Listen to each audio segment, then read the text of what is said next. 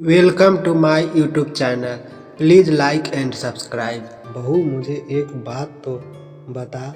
मैं तुझे इतना डांटती हूँ, कोसती हूँ और बुरी बुरी बातें कहती हूँ और तू पलट कर जवाब भी नहीं दे, ना ही गुस्सा करती हो, हंसती रहती हो। बहू कहने लगी, माँ जी, आपको एक बात बताती हूँ। मैं जब छोटी थी तो मुझे हमेशा ऐसा लगता था कि मेरी माँ मेरी सगी माँ नहीं है, क्योंकि वह मुझसे घर के सारे काम करवाती थी।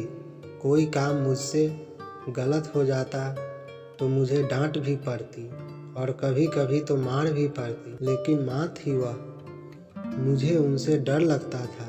कभी कभी गुस्सा भी आ जाता, लेकिन मैंने कभी उन पर गुस्सा नहीं किया।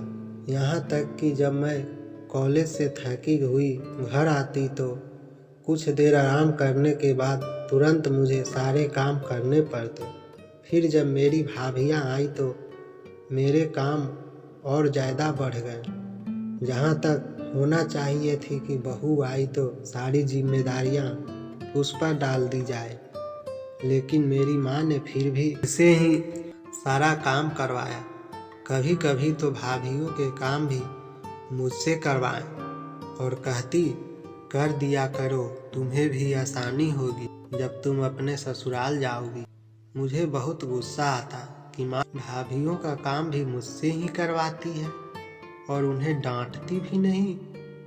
फिर मेरे शादी के 2 दिन पहले मेरी माँ ने मुझे प्यार से अपने पास बैठा कहने लगी, बेटा, आज तक समझना कि मैं तेरी सास थी।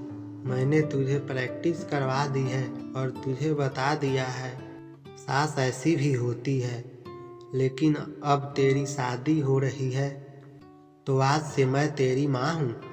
बेटा, जब तुम्हारी सास तुम्हें कुछ कहे तो समझना कि जैसे मैं ही डांट रही हूँ। बस यही बात थी माँ जी की, मुझे आपकी बातें बुरी नहीं लगती। इतना कह बहू हंसने लगी तो सास ने उसे गले से लगा लिया।